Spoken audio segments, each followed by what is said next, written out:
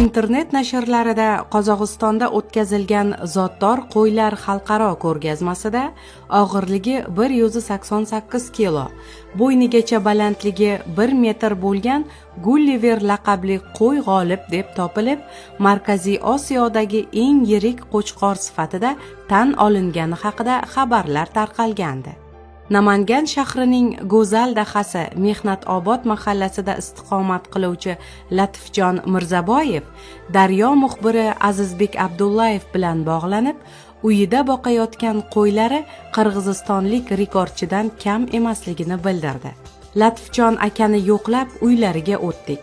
Quralarida 20 ga yaqin zotdor qo'y boqilayotgan ekan. Ulardan chamalab eng yirik 4 tasini tanlab oldik. Tarozi va metr o'lchagich keltirildi. Qo'ylardan biri 178 kilogramm, keyingisi 169, uchinchisi 156 kilo chiqdi. Taroziga Baron laqabli qo'chqorni chaqirganimizda 192 kilogramm tosh bosdi.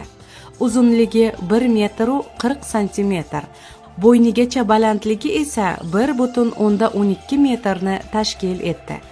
Latifjon aka qirg'iz hisor zotli bu jonivor kuzda 3 yoshga to'lishi, hali yana vazn olishini aytdi.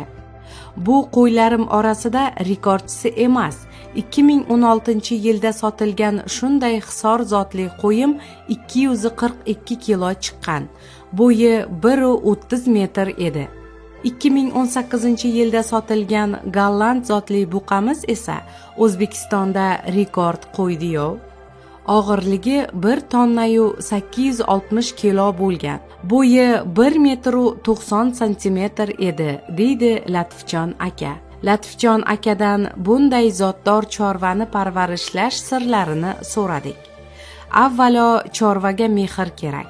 Rahmatli otamiz uyingda moling bo'lmasa ham qoziqda arqoning bo'lsin derdilar. Qolaversa yemishiga e'tibor beramiz.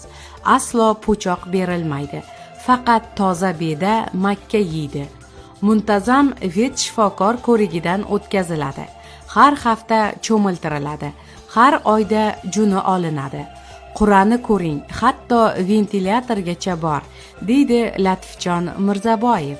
Latifjon aka bilan xayrlashar ekanmiz, bunday qo'chqorlarni xalqaro tanlov va ko'rgazmalarga yuborib, O'zbekistonda, xususan Namanganda shunday zotli jonivorlar parvarishlanayotganini bildirib turish foydadan xoli emasligi haqida fikrlashdik.